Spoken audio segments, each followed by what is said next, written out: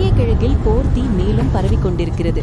ஈரானை இலக்கு வைத்து நடைபெறும் தாக்குதல்கள் தற்போது 9வது நாளாகவும் தீவிரமடைந்துள்ளன. இஸ்ரேல் விமானப்படை நேற்று இரவு தலைநகர் தெஹ்ரான் அருகிலுள்ள முக்கிய எரிபொருள் கிடங்குகள் மீது மிகப்பெரிய குண்டுவீச்சு தாக்குதலை மேற்கொண்டுள்ளது. இந்த தாக்குதலின் பின்னர் முழு நகரமும் கரும் புகையில் மூழ்கியதாக அங்கிருந்து வெளியாகும் வீடியோக்கள் காட்டுகின்றன. இந்த எரிபொருள் கிடங்குகள் இராணுவ நடவடிக்கைகள் மற்றும் ஆயுத உற்பத்திக்காக பயன்படுத்தப்பட்டதாக இஸ்ரேல் தரப்பு தெரிவித்துள்ளது.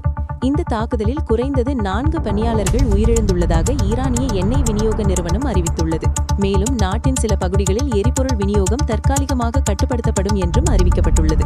இந்நிலையில் இஸ்ரேலின் பிரதமர் பெஞ்சமின் நேதன்யாகு வெளியிட்டுள்ள கருத்து உலக கவனத்தை ஈர்த்துள்ளது.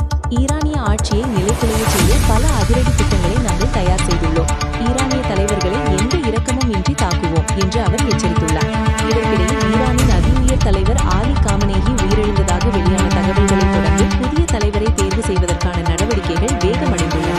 அவரின் புதல்வர் முஜ்தபா காமனேகி அடுத்த உயர் தலைவராக வரக்கூடும் என தகவல்கள் வெளியாகியுள்ளன.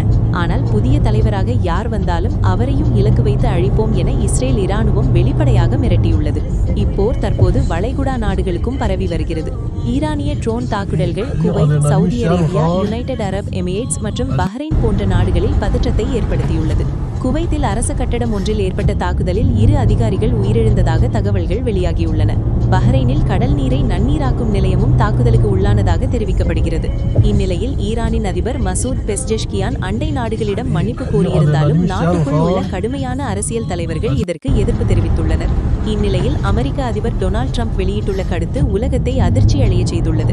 ஈரான் சரணடைகிறது என்று சொல்லும் வரை இந்த போர் நிற்காது என அவர் கடுமையாக தெரிவித்துள்ளார். மேலும் ஈரானின் அணுசக்தி நிலையங்களை கட்டுப்பாட்டுக்குள் கொண்டுவர அமெரிக்க சிறப்பு படைகளை அனுப்புவது பற்றியும் ஆலோசிக்கப்பட்டு வருவதாக தகவல்கள் தெரிவிக்கின்றன. இதுவரை இந்த போர் தாக்குதல்களில் 1300க்கும் அதிகமான ஈரானிய பொதுமக்கள், 10 இஸ்ரேலியர்கள், 6 அமெரிக்க படையினர் உயிரிழந்துள்ளதாக தகவல்கள் தெரிவிக்கின்றன. இதற்கிடையில் பெய்ரூட் நகர மையத்தில் உள்ள ஒரு ஹோட்டல் மீது இஸ்ரேல் நடத்திய தாக்குதலில் 4 பேர் உயிரிழந்துள்ளனர். இந்த தாக்குதல் ஈரானிய தளபதிகளை இலக்கு வைத்து நடத்தப்பட்டது என இஸ்ரேல் தெரிவித்துள்ளது. மத்திய கிழக்கில் இந்த போர் இன்னும் எவ்வளவு நாடுகள் வரை பரவப் போகிறது? உலக அரசியல் சமநிலையை இது எப்படி மாற்றப் போகிறது? அடுத்த சில நாட்கள் மிகவும் தீர்மானகரமானதாக இருக்கலாம். இந்த போர் தொடர்பான அடுத்த பெரிய அப்டேட்டை தெரிந்து கொள்ள இப்போதே இந்த சேனலை குளோபல் வாய்ஸ் தமிழ் சேனலை சப்ஸ்கிரைப் செய்யுங்கள்.